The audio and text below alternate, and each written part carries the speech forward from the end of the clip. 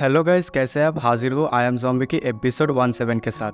तो ये episode season 2 है आई एम ज़ॉम्बी का। तो चलिए बिना किसी देर के सीजन 2 को स्टार्ट करते हैं। तो सीजन 2 के शुरुआत में हम देखते हैं डैन और वायलेट एक दूसरे के साथ फ्रेंडली फाइट कर रहे होते हैं, लेकिन डैन का पलड़ा भारी होता है मिस वायलेट पर। मिस वायलेट डैन की इतनी ओवरवेलिंग पावर को देखकर कहता है लगता है उसके पास कम्प्लीटली दो अलग पर्सनैलिटी है। और हम देखते डैन जो हंस रहा होता है और मिस वायलेट से कहता है क्या हुआ सीनियर सिस्टर वायलेट, क्या आप अभी फाइट करना चाहते हैं? जो सुनकर वायलेट गुस्सा हो जाता है और फिर बड़े तेजी के साथ डैन के पीछे से उसके ऊपर अटैक करने के लिए आगे आता है। लेकिन तभी डैन अपना सर को 360 घुमा देता है, जो देखकर मिस वायलेट बॉडी घबरा जाता है और कहता है आखिर ये क्या चीज़ है। और डैन के ऊपर अटैक किए बिना साइड पे जाकर लैंड करता है और कहता है क्या तुम इंसान हो भी या नहीं।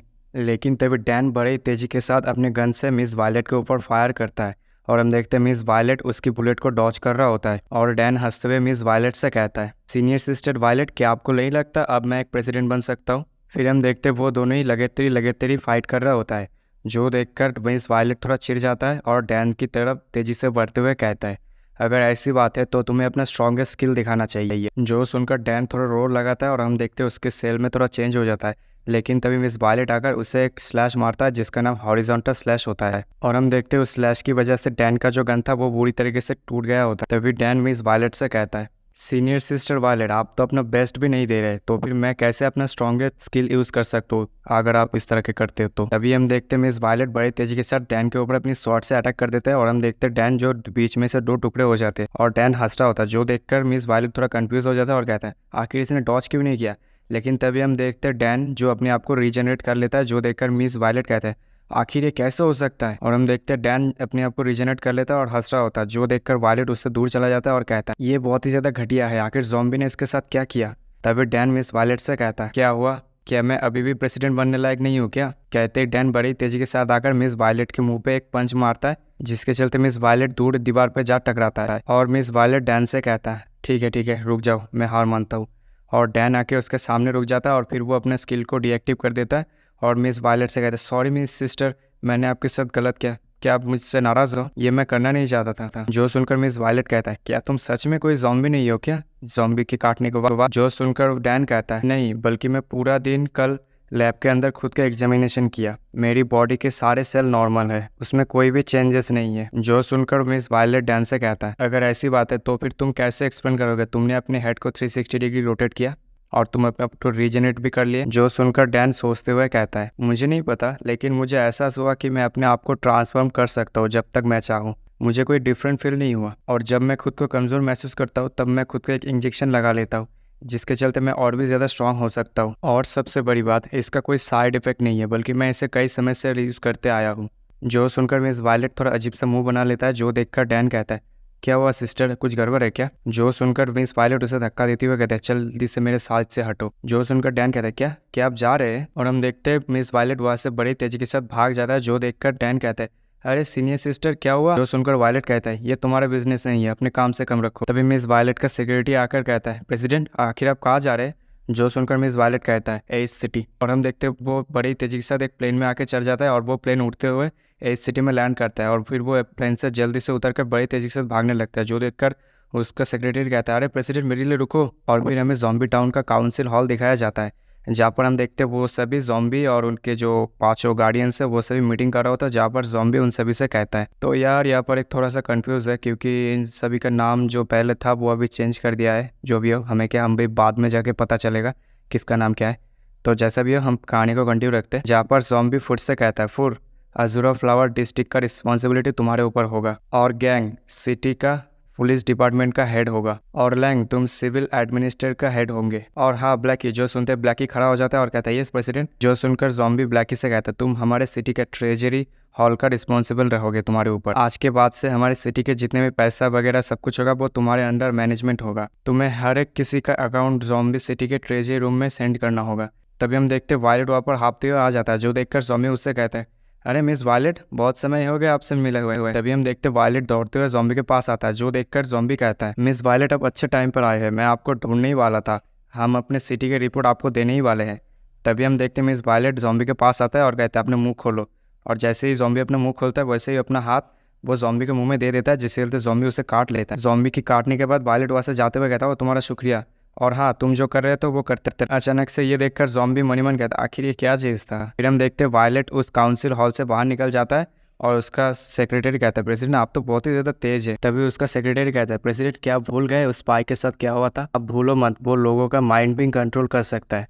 आखिर आप कैसे उससे खुद को कटवा सकते हैं, और आपकी पोजीशन बहुत ही ज़्यादा हाई है। अगर क्या हुआ वो आपको कंट्रोल करके कुछ गंदा काम करवाए तो। जो सुनकर वायलेट उससे कहता है कोई फ़र्क नहीं पड़ता वो क्या करता है, आखिर में मुझे उसका पावर तो मिल गया ना, मैं खुद को रीजनरेट कर सकता हूँ। कोई फ़र्क नहीं पड़ता वो मुझे कितने टुकड़ों में काट देता है, मुझे फ़र्क नहीं पड़ता वो क्या करना चाहता है। अगर वो चाहता है मुझे लेकर सड़क पर जाकर मुजरा कराएगा तो भी मुझे फ़र्क नहीं पड़ता। और हम देखते ज़ॉम्बी थोड़ा कन्फ्यूज़ होता है। फिर हमारा कहानी सुनने वाला आ जाता है और कहता है जैसा कि ज़ॉम्बी ने कहा था सिटी एज को फिर से रिबिल्ड और डेवलप करेगा, और उसने अपने सारे सबॉर्डिनेट को अपना अपना काम समझा दिया था, जिसके चलते उसका सिटी धीरे धीरे ग्रो कर रहा होता है। और हम देखते हैं ज़ॉम्बी सिटी में एक ज़ॉम्बी फैशन स्टोर भी खुला होता है और ज़ॉम्बी हेयर ड्रेस, पता नहीं था ज़ॉम्बीज़ को इन सब की ज़रूरत होती है, जो भी हो हमें क्या। और हम देखते कुछ ज़ॉम्बीज़ बिल्डिंग के ऊपर कांच साफ कर रहे हैं या जो भी है। और हम देखते कुछ ज़ॉम्बीज़ शायद पॉलिटिशियन या फिर हाउस बेच रहे या फिर हाँ रियल एस्टेट काम कर रहे हैं, जो भी। और यहाँ तक हमें ये भी दिखाया जाता है ज़ॉम्बी पुलिस। मतलब कुल मिला के ये बात हो गई ज़ॉम्बी के सिटी में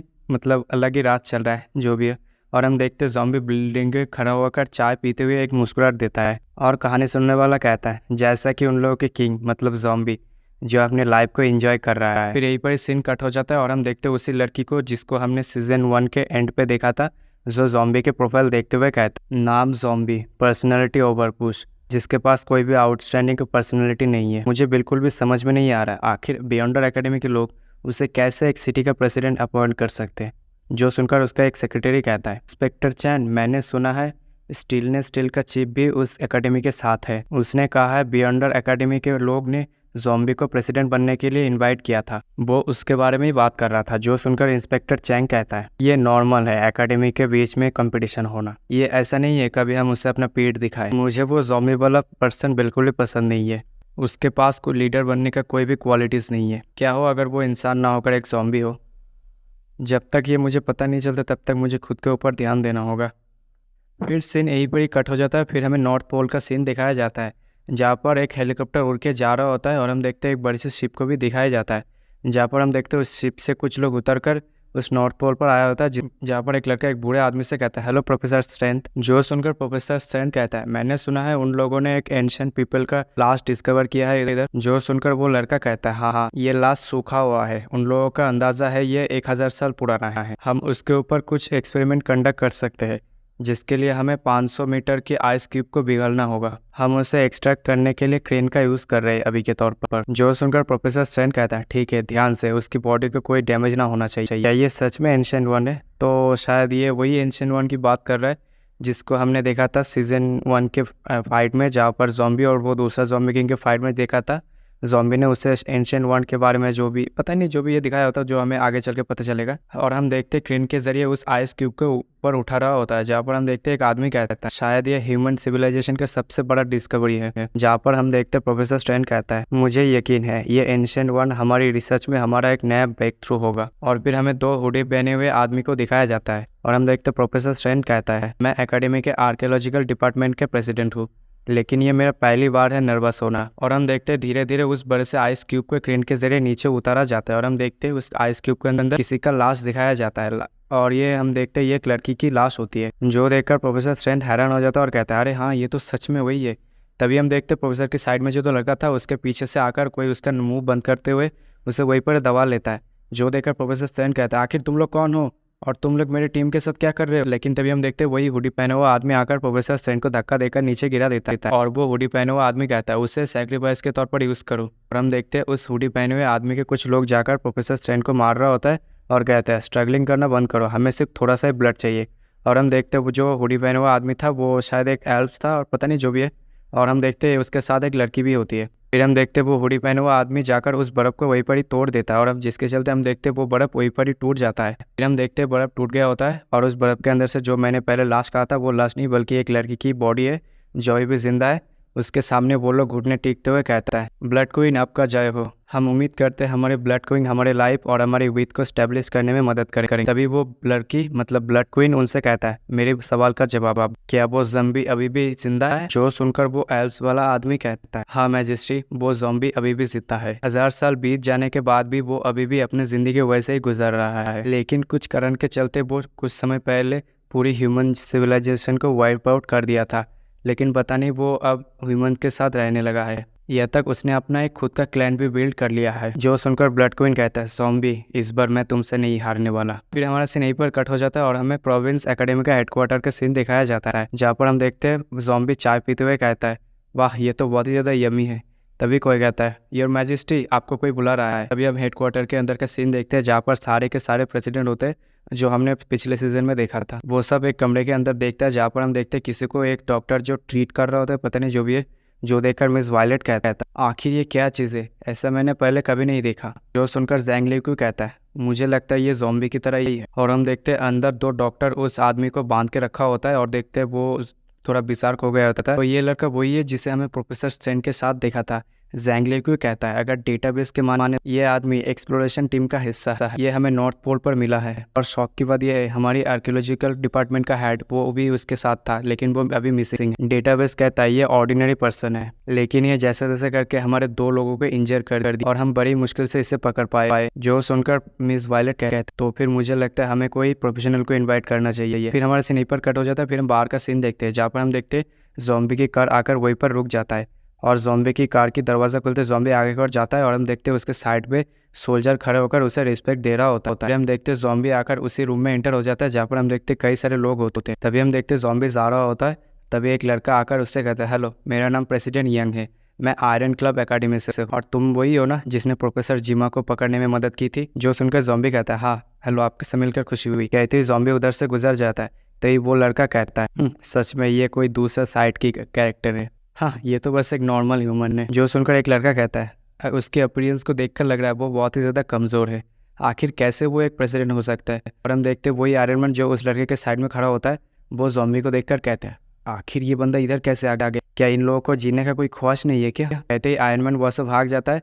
जो देखकर वो लड़के कहते हैं, आखिर आयरन मैन कहाँ पर गए? हम देखते आयरन मैन जाके एक कोने में छुप गया होता है और कहता है, अगर मुझे पता होता तो फिर मैं यहाँ पर नहीं आता, मैं घर पे ही अच्छा रहता था। फिर हम देखते ज़ॉम्बी उसी रूम में आ जाता है जहाँ पर उस लड़के को बांध के रखा होता है और वो डॉक्टर कहता है, ज़ॉम्बी ज़रा इसे देखो, क्या तुम इसे रिकग्नाइज कर सकते हो, ये किस तरह की ज़ॉम्बी है? जो सुनकर ज़ॉम्बी कहता है, मुझे नहीं पता मेरी उम्र क्या है और तुम कैसे एक्सपेक्ट कर सकते हो क्या मैं ऐसे जानता हूँ? कहते ही ज़ॉम्बी उस लड़की की गर्दन पे हाथ रख के देखते हैं। तभी वो देखता है उधर 2 छेद होता है, मतलब उसका खून चूस लिया गया होता है। जो देखकर ज़ॉम्बी थोड़ा शॉक्ड हो जाता है और हम बाहर देखते हैं मिस वायलेट कहते हैं, आखिर क्या उसने कुछ ढूंढ लिया क्या?